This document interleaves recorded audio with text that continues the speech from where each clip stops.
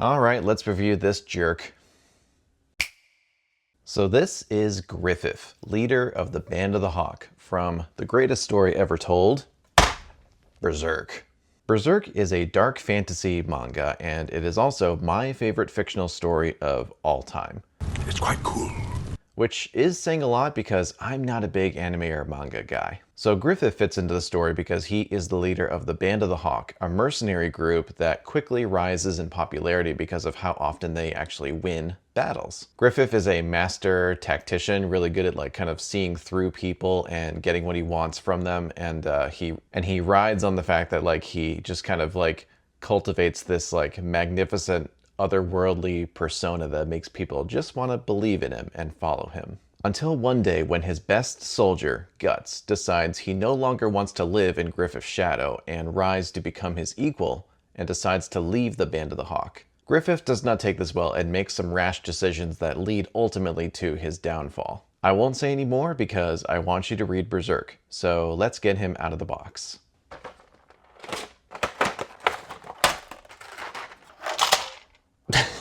It was supposed to be just the accessories. All right, here he is out of the box. Let's play with him. So as always, let's start with just playing with the figure and seeing how good it feels to handle right out of the box. And I will say, this is a great bit of engineering here. I love the way they just straight up made this armor like pliable, and like all these little cuts here allow it to basically move almost as if, like, how the armor would actually move. But, as you can see, we are immediately hitting a limitation here. Like, this is actually kind of rough, unfortunately. Like, I can see what they're going for, and it does move really nicely, but, like, my dude can barely... My dude, I don't talk like that. Sorry, like, I really try not to do like a YouTuber voice if I can help it, but that's an immediate disappointment. Like, look at that. He can just barely look magnificent on the battlefield, perched on something. Like, that's kind of rough. I'm a little disappointed by that. I mean, it's not like Griffith is known for like Sparta kicking people or something, but this is just not good, man. Like, I feel like hold on, where's the instructions? Now, there is nothing about like a way to adjust this armor or anything. Like, they do mention there's a warning deform here. Yeah, I shouldn't guess what they're saying. Maybe I should try to translate this. Hold on. Did you know you could do this? You can take a photo, this is on iPhones anyway, and you can highlight text. Look at this. Here we go. Translate. There you go. Because it is a soft material, there may be bends. In that case, be careful of damage and try to put it back with your finger. So I guess that's it. I mean, like, he just can't kick forward very well. I am glad I can at least have him, you know, like, he should be able to be like, damn it all. He should be, he should be able to, you know, like on a battlefield, you know, like perch on like, you know, a pile of corpses or something, surveying his victory, you know, like, that is a real limitation. You know, let me grab, you know, we'll compare him to the Figma later. But yeah, that is not a great decision, I think. Anyway, let's look at everything else. So articulation, that aside, is good. Like the elbows bend really nicely, like more than enough with the double joint there. And the knees, yep, knees are fine. He's got pretty good torso rotation. Can move his head around just fine, even with all that hair. Can look up well enough. I mean, again, like, oh, here we go. No, let's really push this. Whoop, there goes the head. There. Yeah, that's not too bad. The hair articulates nicely. His little, you know, these bits of hair, they will not get in your way. I think they're removable too. Yeah, and then we got a nice wired cape. No complaints here. It's wired all the way around. Really nice material. Looks good. Catches the light nicely. Yeah, he is looking like his magnificent aura-farming self. And he poses pretty well. Like, these shoulder pads don't get in the way at all, which is great. And let's see about these shoulder joints. Yeah, we got a little bit of a butterfly here. Griffith is not a two-hander, he's more of a fencer, but man, this is nice. Like, he could actually draw his sword, which is great. Okay, so aside from this very strange decision, which I don't know, maybe it was unavoidable, but yeah, like this style of armor definitely would limit your ability to move your legs too much. At least, like, he should be able to get on a horse just fine. Like, although I probably wouldn't display him on a horse, because then you're gonna like warp this plastic over time, which is unfortunate. But as far as putting him on a horse for photos, I'm sure he will be fine. So next, let's do some part swaps, because I can already tell I'm gonna have some thoughts here. So I just want to look at the... Come on, man. Stand up. There we go. That cape was probably weighing him down. There. So let's look at the helmet. On its own, looks nice. Visor goes up, which is great, but not all of its components are in there because they're kind of spread across these head pieces. So we got the top here. Trying to line up the pegs. There we go. And then we put this on. Oh, that is awkward. Okay, so we need... Come on, man. Okay, part of this is my butterfingers, but also, like, this is ridiculous. Like, this is so many pieces. Okay, there we go. It's in. It does look really nice. He looks like he's really in that helmet. And that looks awesome with him peering through it. Now, let's disassemble this. So, you have to pull this off. And this pops off the top. And I will say... Here is something that has improved over their previous Berserk figures, is this piece can come off, which is kind of the mouth, like the jaw guard, I guess. So what you can do is fully assemble the empty helmet so that he can hold it as a prop for photos and stuff. That is awesome, because with previous Berserk figures... So to compare, here's Guts' helmet. And what I don't like about this at all is that the ears are in there and you can't take this piece off. So there's no way to have him like just holding his helmet. It's all integrated into parts of his head. This is great. He can actually take off his full, really cool looking helmet and hold it. So that's awesome. So the thing is, like, here's two disassembled faceplates. So this one's got the slots for the chin guard and the rest of the helmet. This one's got the slots for the hair. So like what you end up with is a range of faceplates that are limited to how they can be used, and that I'm not a big fan of. So actually, because I'm like really getting into this, let's compare with the Figma real quick. So here's the Figma. Here he is with the empty helmet, and he only came with two faceplates, but they both can be independently used with the hair and the helmet. Like, all you had to do was remove the faceplate and the helmet. And the helmet is an alternate head. So, like, you could either put the faceplates on the hair here, or you could disassemble the helmet, which was this full piece, and then just put the faceplates in there. Now, the only drawback was that you couldn't raise the visor, but I feel like with modern engineering, that would definitely be possible, right? Like, that doesn't seem out of the question. We'll compare more to you in a minute. Actually, real quick, can he kick? A little bit better. Here, let's do a little kick comparison. See what I mean? Like, I don't know. Seems like they kind of figured it out by just having this be two separate pieces. I think that's better. Like, I know it's more layered, which is not accurate, but it does give him a bit more range, and honestly is not that noticeable. So yeah, I'm actually kind of surprised that the Figma kind of wins in this category. And in my opinion, in the helmet engineering category. Like, this is the best yet I've seen with SH Figuarts Berserk, but yeah, I still feel like they have a bit of a ways to go in terms of like just giving us characters with helmets that they can take off without completely over-engineering and feeling like you're like sometimes I feel like I'm assembling a model kit just to like swap parts. Oh yeah, and just to really like hammer it home, I mean, look at this Zezre figure. So this is Berenice from Zezre Studios. She's got a helmet. I can pull it off. It's just a full helmet. Just pull it off her head and see how her hair is sculpted, but like really kind of like molded so that it'll fit the helmet. That looks good. And then you just have an alternate hair piece you put right on top, and it's like seamless. Look at that.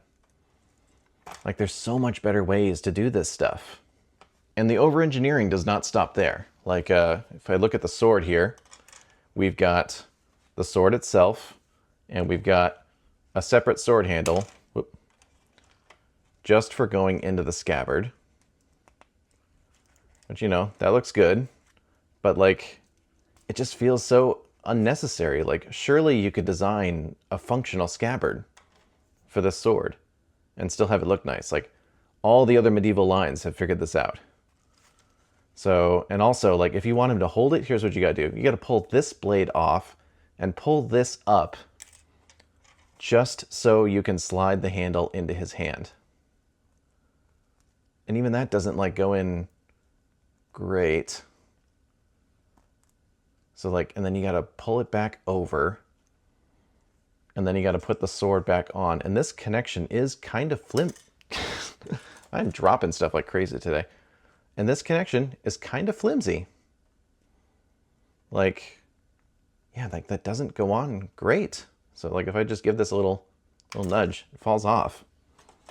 I don't know. I just feel like some of these bigger companies that have been around for a while, like I feel like they've got their heads in the sand and they got to pay attention to what other lines are doing, because like you could simplify this so much. Like use a softer plastic for the hand so you don't have to slide the handle in like that. And just have one sword that goes into the scabbard. Like I don't know why I'm like getting so up in arms about this. I think it's a combination of the fact that I just love Berserk, and I've been collecting all these other fantasy lines, and it's like amazing seeing them just run circles around these big companies that have been around forever. Like it just does not, I don't understand it. So while the articulation is good, and like I think I'll be able to get him into cool poses, all these part swaps are like the fiddliest I have ever seen. So even though there are some improvements over previous Berserk SH Figuarts in terms of things like the helmet, for example, this is a thumbs down. I hate to say it, but this, in terms of handling alone, this is a thumbs down. Let's move on. So now let's talk about aesthetics, you know, how good the paint is, quality of plastic, what it comes with, and determine if he is worth the price. So let's take a nice up close look at this guy.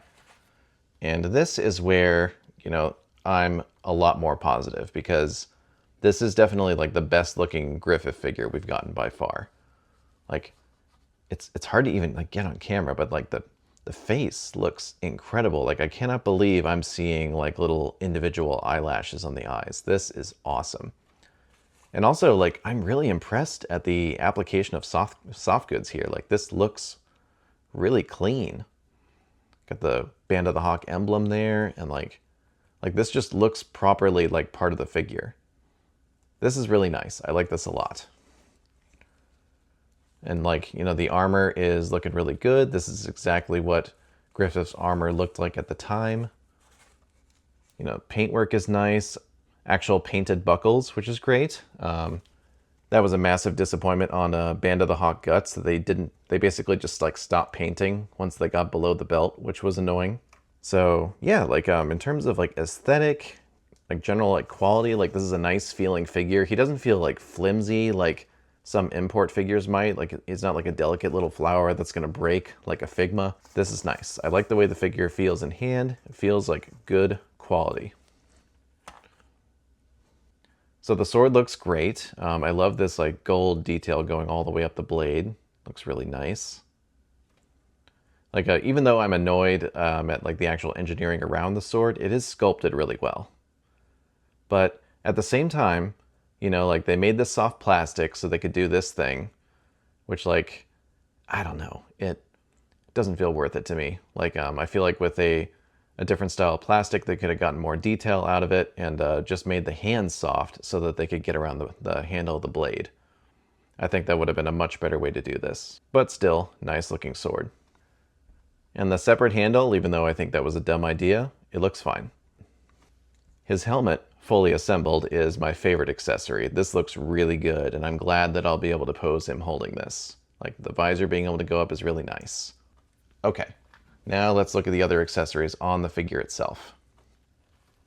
Okay, so first we have this smiling face, which, like, it's I'm trying to place what this is supposed to be from.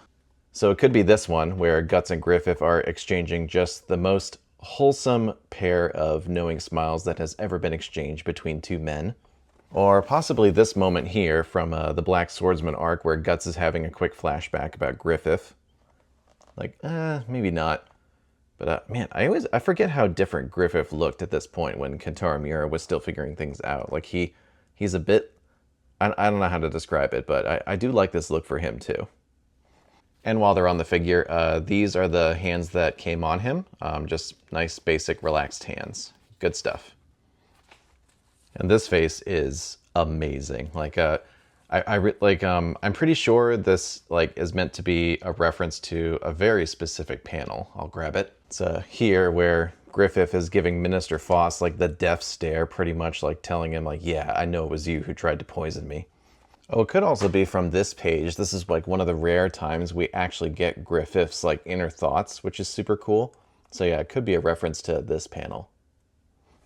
So I do think that that is executed really, really well. I love the way this looks. And just to show them as well, there's pairs of both of these, but we got fists and we got gesturing hands. All right, here we got the yelling face that only works in the helmet. This does look pretty good.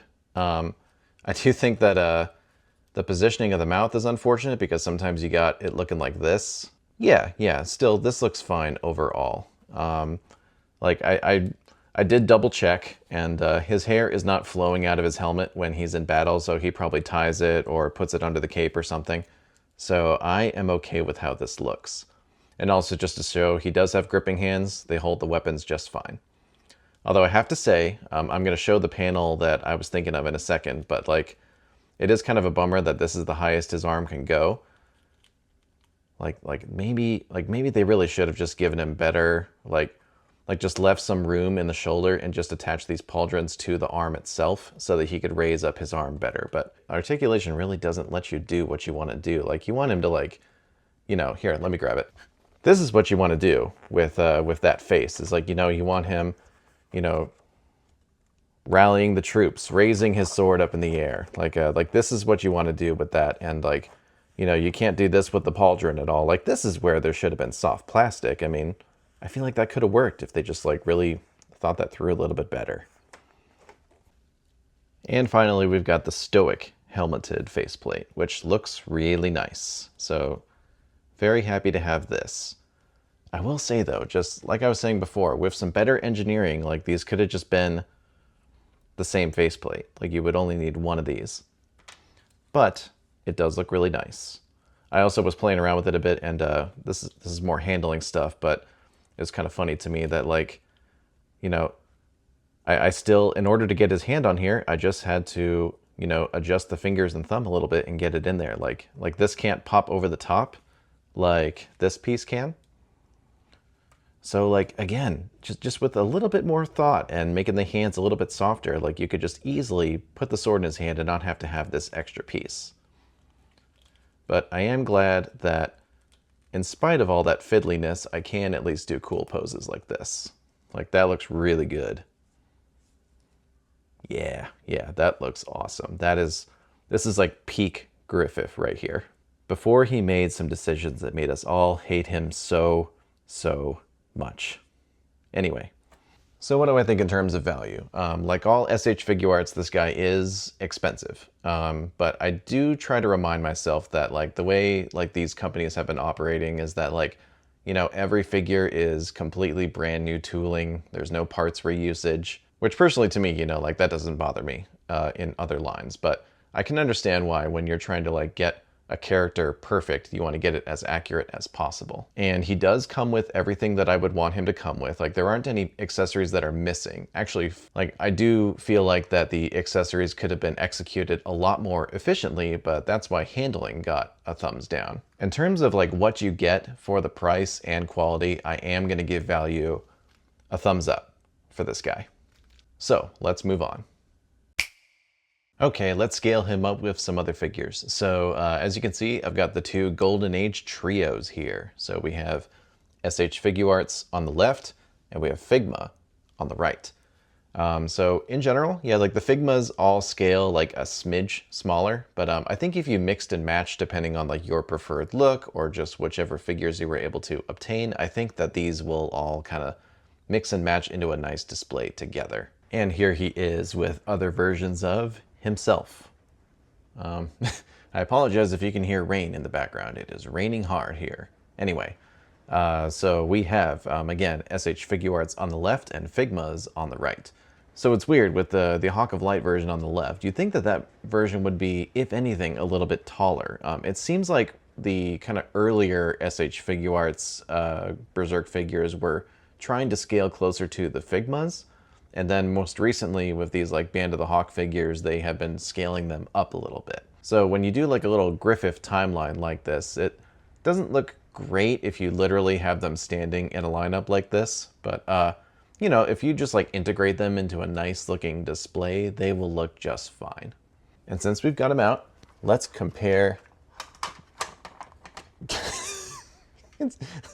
No, Griffith, let me go. Don't leave me, Griffith. Come on, man. Oh, jeez. I'm dropping stuff. Okay, so let's compare these two figures side by side. They both look great. Like, if you have the Figma and you felt like you could only have one Griffith, I think you're okay. Well, I say that as someone who did upgrade his cape. So this is actually the cape that came with that Hawk of Light Griffith, and then he has the Max Bird or Forge Knight version, which is bigger and more flowy. So I upgraded the original Figma with that cape. So now they all have nice matching white and purple capes, which looks really nice. It's interesting though, I was looking like super close at the manga, and I noticed that this way the cape is fastened is more accurate than this one. Oh, I almost forgot. These Figma were based off of the movies, so that is probably how his cloak was fastened in the movie versus the manga here.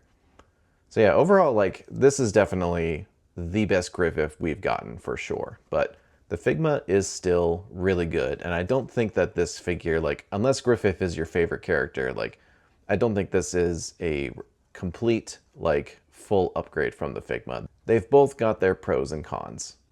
Comparing the two SH Figuarts side by side, I gotta say, like, they really have come a long way. I don't know what is going on with this figure. I forgot how strange some of the decisions were. Like, it's like, I don't know, his like waist is like way too small. Like, it feels like has anyone made like a extender piece to go between the torso and the waist to make him a little taller? Because I would buy that for sure. Yeah, like it is strange putting these two side by side. Like, this should be the one that looks otherworldly and like super regal and stuff. And like, I don't know, it's also weird like how much smaller the head is. Like, even within just the Berserk SH Figuarts line, we've got some scale inconsistencies, and that is a little annoying. But thankfully, this guy's going to be like up on his stupid, unarticulated horse most of the time, so it's fine. And finally, here he is with some other Berserk figures. So in general, I think he scales great in a Berserk collection, aside from some strange irregularities if you have him like in a literal lineup with other versions of himself. So with that in mind, he looks good next to the figures that matter. If there's a figure that you wish you had seen him next to, let me know. I might have it, and I will do a separate YouTube post where I show pictures of that comparison. But yeah, in general, I'm happy with this, so scales a thumbs up.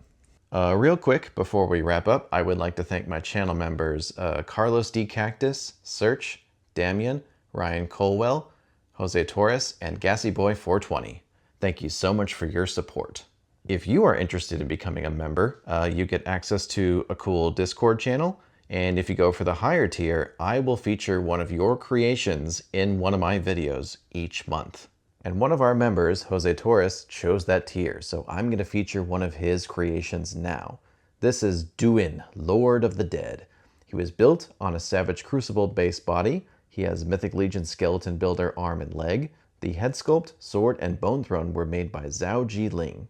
Now this is amazing. I absolutely love this. I'm seeing some great use of the, I think that's like the Who-Man chest armor there. And I just, this is so cool. Definitely kind of reminds me a bit of like a more fleshy, corporeal version of the Ghost King from Lord of the Rings. Like, man, this rules. And I asked him about how he got the Mythic Legions parts on there. He said it took a little finagling to get the arm joint into the Savage Crucible butterfly joint, and he said he had to do a little bit of drilling to get the skeleton limb onto the leg. I'm just really enjoying looking at this. This is so good. And he also did all the custom painting himself, which looks really, really nice, matches up with the head sculpt. And I love, like kind of a bonus here, I love this zombie he made using the Lemurian scaly body, and then he put a zombie head on it. That is genius. That is inspired. This is incredibly cool. So thank you so much, Jose, for sharing this, and we will see one of your creations next month. And if you want one of your customs shared like this, check out the contributor tier for my channel memberships. Okay, back to the video. So, final thoughts. Overall, I am glad I got this figure. I'm really happy to have the complete, updated Golden Age trio. This is definitely the best Griffith figure we've gotten. It does suffer from a lot of the same problems I've had with other SH Figuart Berserk figures, like just the over-engineering and like the general fiddliness. And like it takes a lot of effort to get these into cool poses, but once you do get them into cool poses, they are all set.